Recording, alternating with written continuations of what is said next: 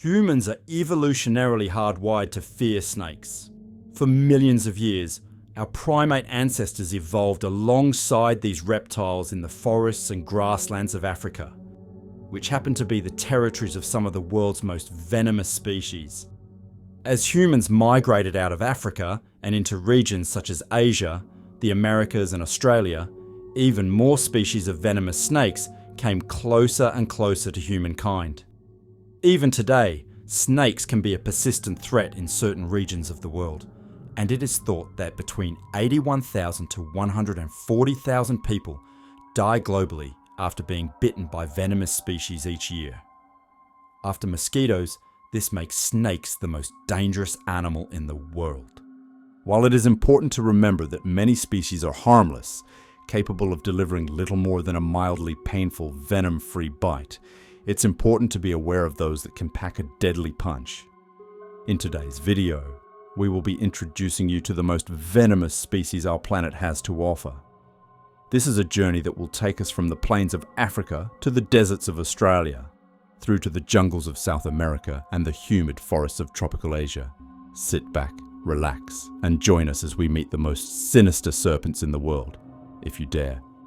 A word of warning before we begin. This video will contain in-depth descriptions of medical symptoms associated with severe cases of snake envenomation. Viewer discretion is advised.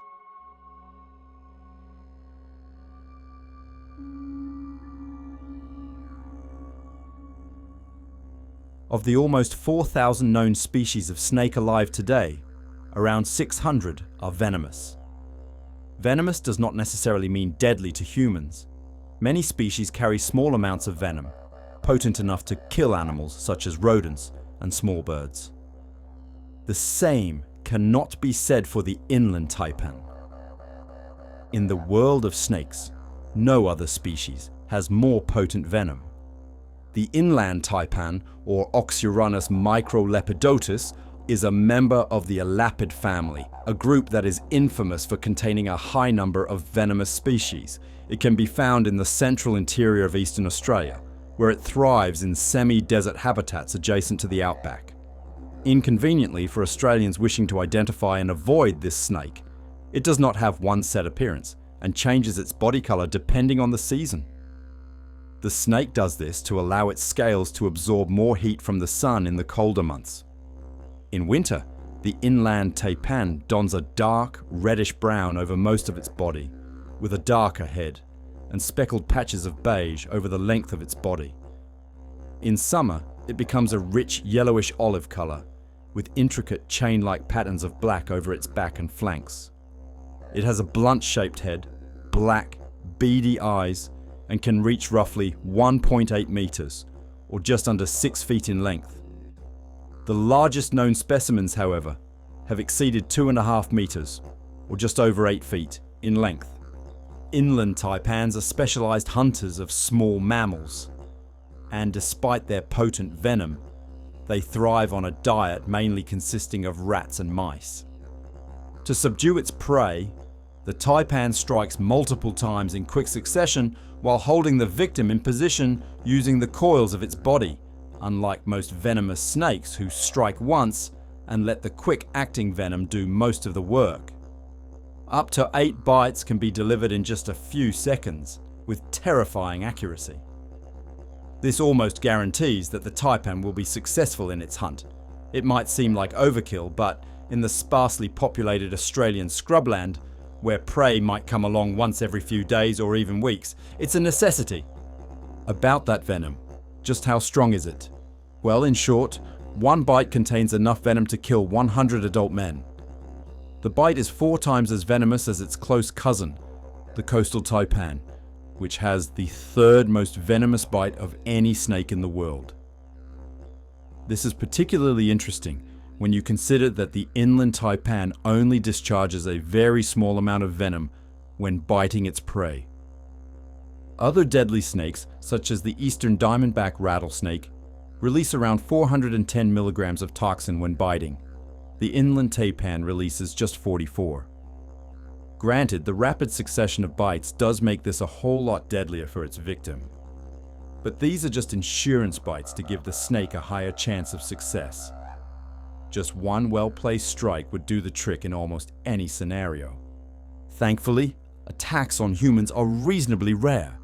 They live in regions that very few humans travel to, and prefer to spend most of their time concealed beneath the ground, lying in wait for prey to come to them. They will be attracted to the surface by noise and vibrations coming from above, so if a person is simply passing through, the snake won't consider striking. Moreover, humans are far too large for this snake to consider taking as prey, and they will only attack if provoked or disturbed. If the snake does consider itself threatened, it will usually show signs first. Taipans will coil their bodies into a low S shape, with their heads raised towards danger. This is a threat display, warning the potential attacker that the snake is poised to strike at any moment. If the display is ignored, the taipan will strike, and the venom won't be far behind. Almost always, an inland taipan bite will result in death if not treated with anti-venom immediately. However, no deaths have been recorded since the development of anti-venom therapy in 1984. A few notable incidents have taken place over the years, most prominently in 2013, when reptile handler Scott Grant was envenomated by an inland taipan in front of 300 spectators as he gave a talk on the species at the annual Building Union's picnic in Portland, Victoria. As he tried to place the snake back into its bag to bring the talk to an end, he was bitten.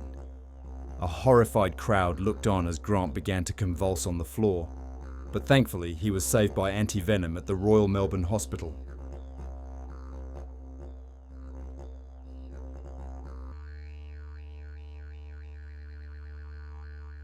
Also native to Australia, but covering a much wider range across almost all of the nation's eastern territories, the eastern brown snake, or Pseudonaja textilis, is the second most venomous snake in the world. It can also be found in scattered populations across the island of New Guinea, where it can be found in almost any habitat except for dense woodland. It favours farmland and scrubland, and can be particularly dangerous to humans due to its habit of entering the outskirts of urban areas. As the name might suggest, this species is a continuous shade of either light or dark brown in colour, with a more slender build than the Inland Taipan, and a lengthier skull. It is also elapid, and most individuals tend to reach a length of 1.5 meters or just under 5 feet. The longest recorded eastern brown snake reached just under 2.5 meters, or just short of 8 feet in length. Members of the species living in New Guinea tend to be darker in colour, and can range from a deep grey to light black across their bodies, with slightly paler bellies. Eastern brown snakes tend to be active during the day and live solitary lifestyles except for when the time comes to find a mate. They make their homes within cracks or pre-made burrows in the ground, yet only retire to them during the colder nighttime hours. They may even hibernate entirely during the winter, for an average of 140 days. When they become active, they are very successful hunters. When they need to move, they can do so at great speeds, and it has even been reported that eastern brown snakes can outrun the average human. They hunt primarily by sight, and will raise their head off of the ground to use it as a periscope, scanning their surroundings for food. Like the Inland Taipan, they prefer to take mammals, and will coil their bodies around their prey to secure a successful bite. While mice and rats are preferable, eastern brown snakes will hunt rabbits, birds, and even other snakes, often snatching them from their burrows where they are cornered and cannot escape. This species is responsible for more snake-related deaths than any other in Australia. It does not fear humans, and will happily thrive amongst the debris scattered across Australian farmland properties. Eastern brown snake venom is notorious for causing coagulation in the blood of victims, which can lead to extreme low blood pressure, hemorrhaging, and even cardiac arrest if an antivenom is not provided shortly after envenomation. While this takes place, a bite victim will often experience intense abdominal pain, followed by vomiting and nausea, and potentially seizures, The venom often takes hold over a period of 15 minutes to half an hour, but can act much faster, with some symptoms emerging in as little as 2 minutes after the bite. Sadly, household dogs and cats are often bitten by eastern brown snakes, where the venom can paralyze them irreversibly. Reptiles, on the other hand, show varying reactions to being bitten by this species. Bearded dragons, interestingly, may be immune to eastern brown snake venom.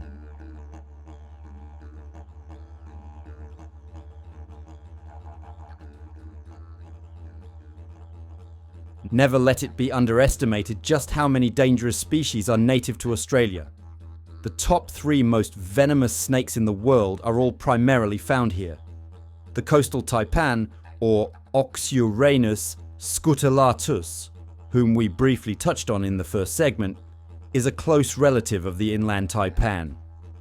Where the inland species favours the arid central regions of Australia, the coastal one thrives in tropical forested regions along Australia's northern coastline and New Guinea's southern coastline.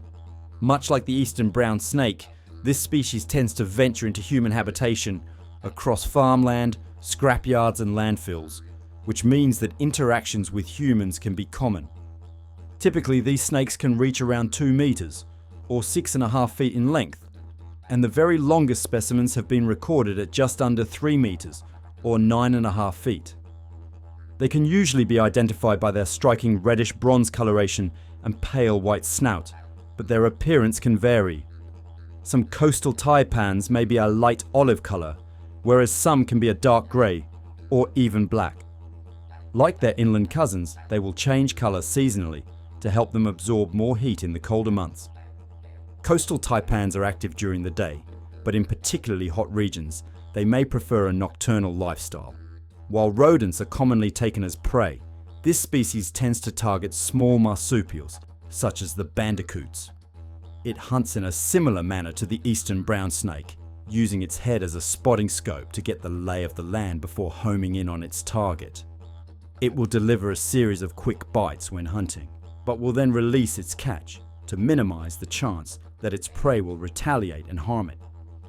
Within minutes, the victim will lie motionless, and the snake can slither over to begin consuming its next meal. This species tends to avoid confrontation with humans where it can, but will become particularly aggressive if provoked. For this reason, coastal taipans are particularly feared in the regions they inhabit, especially due to their tendency to drift close to human settlements. Their venom has neurotoxic properties, which can lead to paralysis in bite victims. For this reason, anti-venom needs to be administered fast. If it isn't, the neurotoxic symptoms seen in victims may be permanent. Those who are unlucky enough to be envenomated can expect to experience weakness all over their body, which is felt especially in the limbs and eyes. In extreme cases of envenomation, muscle damage has been recorded, as has kidney injury. Like many highly venomous snake bites, these symptoms accompany nausea, sweating, and extreme abdominal pain. Some victims have also reported losing their sense of smell for months after being bitten.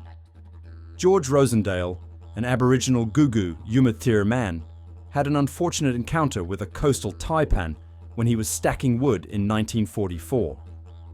Despite wearing socks and shoes, the snake, which was hiding amongst his woodpile, managed to deliver a painful bite onto his foot, which saw him struck with extreme nausea 15 minutes later.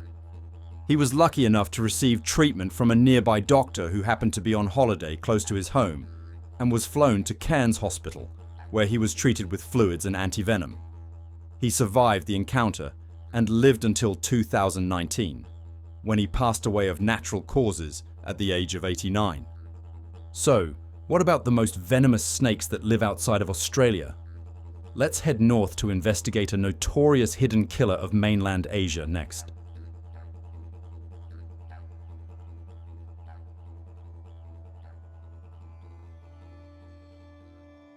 We now find ourselves in the humid lowlands of Southeast Asia, where the many-banded krait, or Bungarus multitinctus, ranks amongst the most feared reptiles on the continent. This extremely adaptable species can be found in a variety of habitats across Taiwan, Hong Kong, Myanmar, Vietnam, Thailand, and Laos, where it tends to favor life near the water. This species is a very capable swimmer, and as such, it frequents mangrove forests, marshy woodlands, rice paddies and rivers, both within and outside of human settlements. Rarely it may be found at much higher altitudes, slinking in and out of mountain streams. The many-banded krait is a strikingly patterned species, adorned with thin white stripes that separate the broad black bands running the length of its body. Its scales are smooth and catch the light, making it look like a shimmering strip of obsidian when illuminated by a torch or moonlight. It can reach, on average, a metre or 3.5 feet in length and rarely exceeds 1.8 metres or 6 feet. Kraits are a diverse and often highly venomous group of elapids that tend to be slender and tall-bodied. Many species are well suited to an aquatic lifestyle, with paddle-like tails to help them slide through the water with ease. Many banded kraits are exclusively nocturnal and don't like to be disturbed by humans. They will often attempt to flee when discovered by a potential threat, but will resort to defensive action if they need to, especially when cornered at nighttime. During the day, the krait hides away between rock crevices and will often take to the water as night falls, where it prefers to hunt fish. When the fish aren't biting, however, the many-banded krait will turn its attention to all manner of alternatives. Rodents, frogs, lizards, even members of the same species. Kraits of the genus Bungaris are known to produce bungarotoxins, extremely potent neurotoxins that can be deadly to humans if not treated with anti-venom swiftly. A bite from a many-banded krait can be deceiving though. Bite victims will often feel little more than a slight itch, and the venom takes a relatively long time to take effect.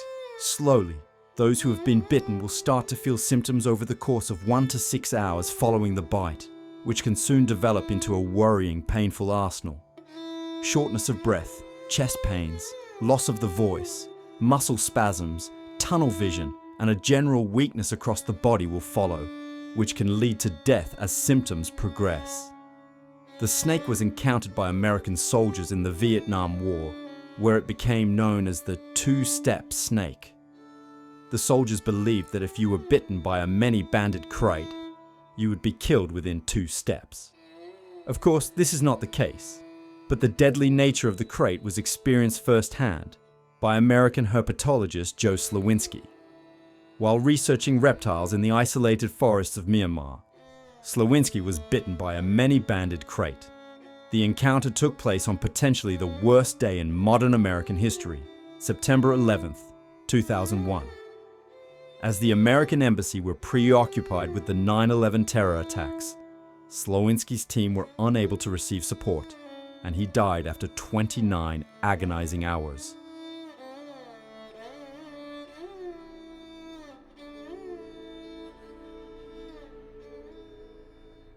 Traveling west now, we cross the Indian Ocean and land in the savannas of sub-Saharan Africa to meet a snake whose name alone can instill fear, the Black Mamba.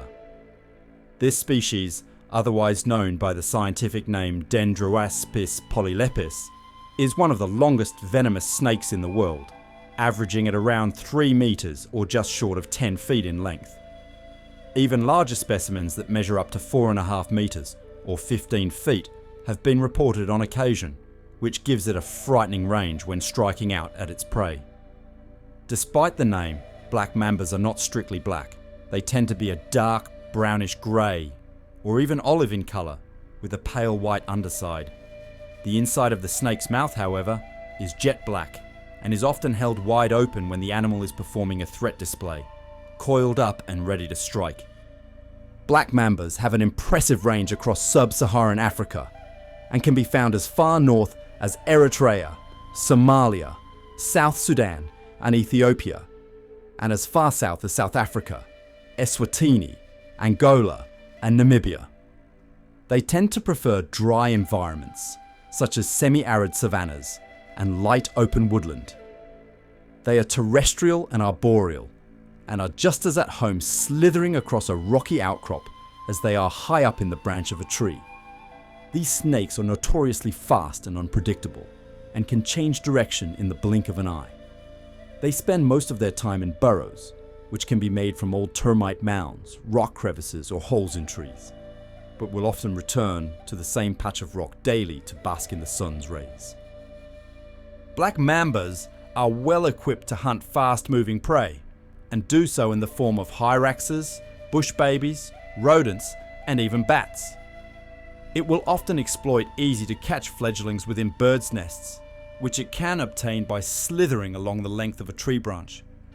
It adopts a bite and release method when hunting, meaning that it will take one highly venomous bite and then let go as it waits for the toxin to take effect. When the prey is immobilized or dead, it will close in to swallow and digest its catch. This species is the most feared in Africa. It is highly defensive and will act with unparalleled aggression when cornered. It will usually seek out a hiding spot or flee from a threat, but if it finds itself backed in, it will open its mouth, coil its body, and prepare to strike. When it does strike, a human victim will experience only a mild tingle at the area of impact at first.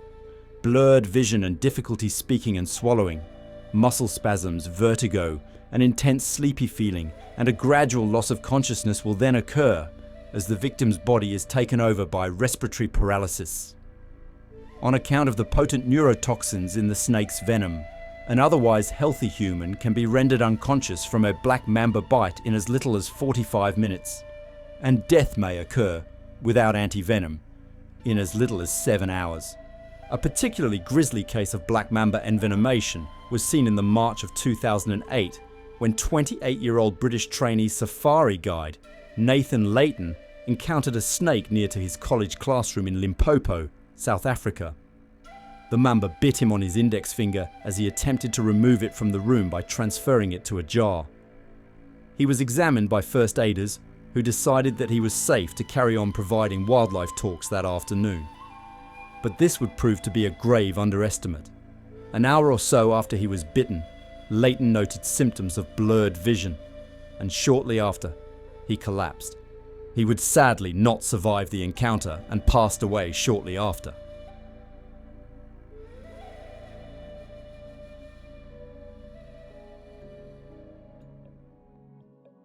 As we head west once more across the Atlantic, to the tropical forests of Central and Northern South America, we meet the feared Fer de Lance, or Bothrops asper, the only non-elaptic in this video.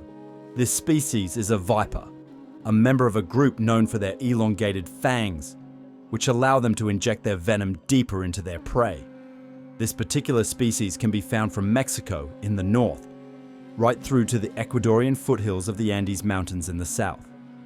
Within this range, they tend to favor tropical rainforests and montane rainforests, but can also thrive in shrubland and savanna closer to the Andes.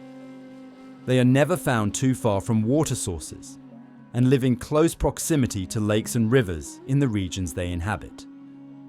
Like many species of viper, Fer de Lance snakes rely on camouflage to slip beneath the radar of their would-be prey.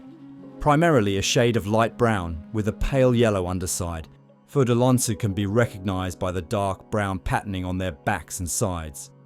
These patterns take various forms, from random blotches to sets of diamond shapes. This allows the reptile to blend in effortlessly with its surroundings, be that a rock face, leaf litter, riverbank or ditch. The Fer de Lance tends to reach just over a meter, or just shy of 4 feet in length. As these snakes usually sit coiled up in a circular shape, their size can often be deceiving, and some adult female Fer de Lances have been recorded as having reached up to 2.5 meters, or just over 8 feet in length. Generally, females are much larger than males and have bigger fangs. The Fer de Lance is a nocturnal species and lives a solitary lifestyle. It will spend much of its time basking in the sun during the day and does not occupy a burrow. It will sit hidden in plain sight, absorbing the sun's rays while it rests amongst the leaf litter. While it will move from spot to spot when hunting, it tends to remain fixed in one place for hours at a time, waiting for prey to come wandering past. It's a carnivorous generalist and is well equipped at ambushing a wide variety of prey animals. Staples of the Fer de Lance menu include rodents, rabbits, shrews, opossums, birds, frogs, lizards, other snakes, and many species of invertebrate. They are also known scavengers and will feed upon any small carcasses they find whilst traversing the forest floor. Fer de Lances are by far the most dangerous snake in Central America and are responsible for 46% of all snake bites in the region.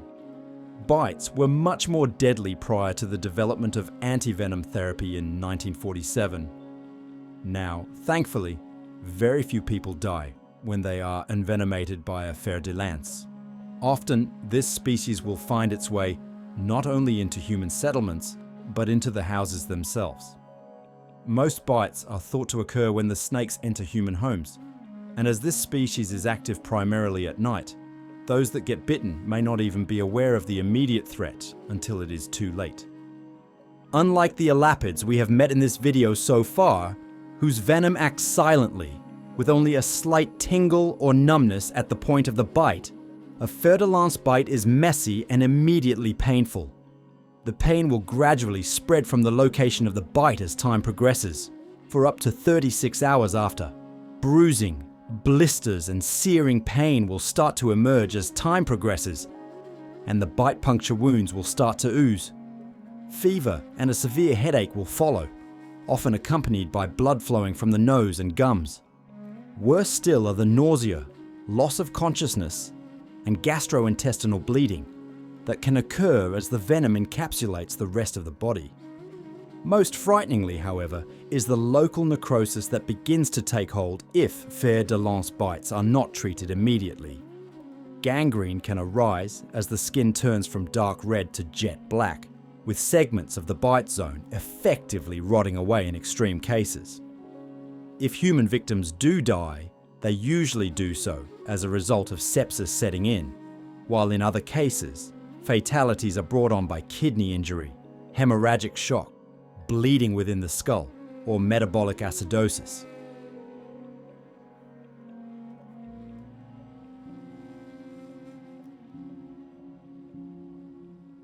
So you know what to look out for. But what happens in the worst case scenario? And you do get bitten by a venomous snake? The first and most important thing you should do is attempt to get medical help. Alert those around you and distance yourself from the snake to ensure it does not strike again. Call for emergency medical attention if you have a phone handy, or urgently request that somebody else does so if not. While you wait for an ambulance to arrive, attempt to remove any clothing or accessories that might be restricting the bite. If you were bitten on the arm, for example, cut the fabric of your sleeve around it to ensure that medical professionals can access the wound. Do not attempt to apply a tourniquet, as this can lead to swelling of the affected area. Never attempt to suck the venom out of the wound, as you can soon find dangerous toxins entering your digestive system if you do. Likewise, do not try and cut the venom out of the wound, and avoid taking aspirin or painkillers, as they can actually make any bleeding from the point of the bite worse. Remain as calm as you can, as panic can increase your heart rate and cause the venom to spread through your body faster. Try and remember what the snake looked like, or identify it if you can, without approaching it again, of course. This will help medical professionals decide which anti-venom they need to give you.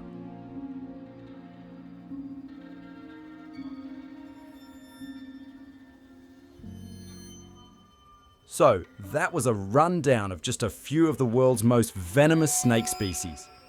Of course, we have only just scratched the surface of the serpentine world in today's video. Hundreds of snakes are capable of envenomating those they bite, while around 250 of those are capable of killing humans with a single bite. Indian cobras, Russell's vipers, boomslangs, tiger snakes, saw-scaled vipers, and a whole host of kraits can be added to this list, all of which contribute to the persistent fear surrounding snakes. When traveling through the tropics, keep your eyes on the ground. You never know when something deadly might strike.